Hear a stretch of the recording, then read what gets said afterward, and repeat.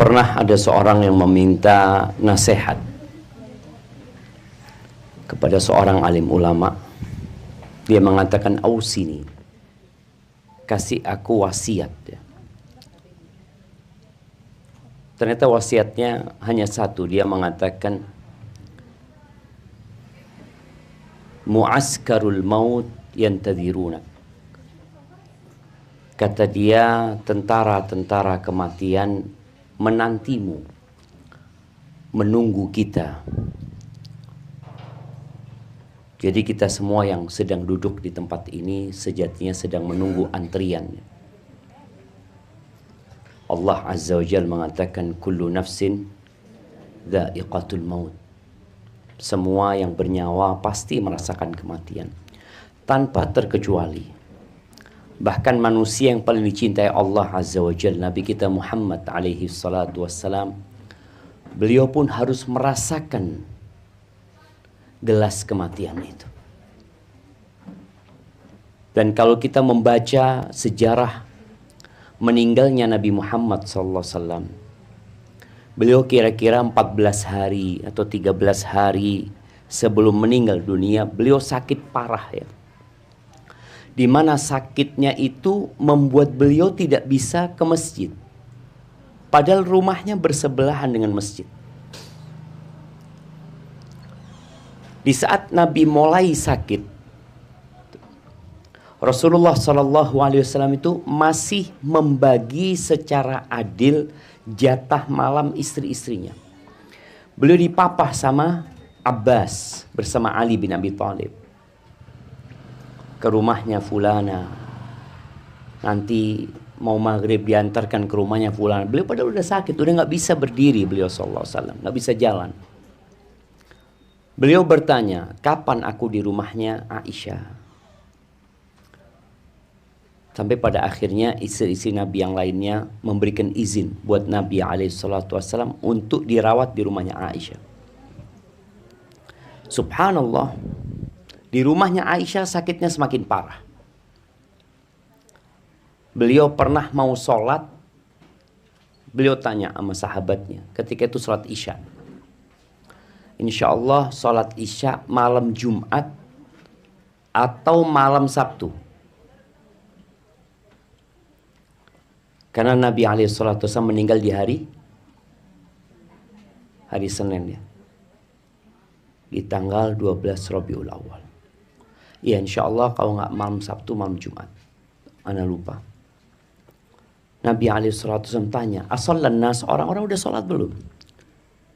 Kata para sahabat, "Innahum yantadhiruna ya Rasulullah." Mereka belum sholat, mereka nungguin engkau. Kata Nabi SAW, "Siramkan air dari 7 kendi," kata Nabi SAW, dari 7 wadah air itu.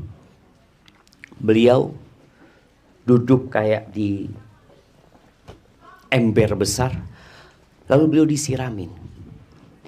Beliau merasa agak seger ya Nabi SAW. Beliau bangkit, lalu beliau pingsan lagi SAW. Ditunggu sama sahabat, beliau siuman. Beliau tanya, "Asallan nas, orang udah sholat?" "Belum ya Rasulullah, hum yantadhiruna, mereka nungguin engkau ya Rasulullah."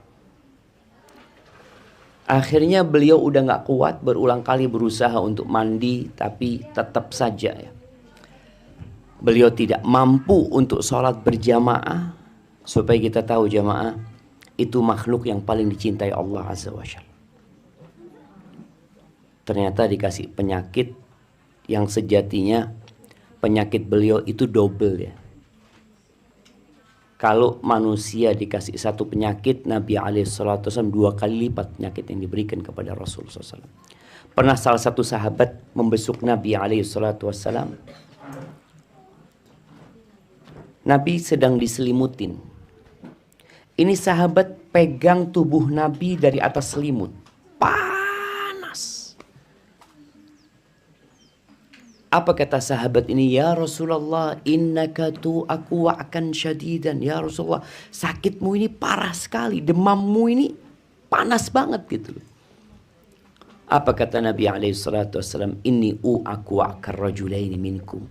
Panasku itu panas 2 orang di antara kalian. Hari Jumat beliau sudah nggak bisa sholat berjamaah. Sabtu udah nggak bisa ke masjid. Ahad nggak bisa ke masjid. Hari Senin tanggal 12 Rabiul Awal itu, iya, Nabi itu nggak sholat berjamaah disebut oleh para ulama 17 waktu. Sabtu, Ahad 10, ditambahin Senin 1 subuhnya, lalu tinggal 6 hari Jumat, berarti memang malam Jumat. Mulai sholat Isya malam Jumat itu Nabi nggak sholat. Ketika subuh hari Senin, Nabi SAW buka horden yang menutupin pintu rumah sama masjid. Ketika itu umat Islam sedang sholat diimamin oleh Abu Bakar Siddiq radhiyallahu anhu.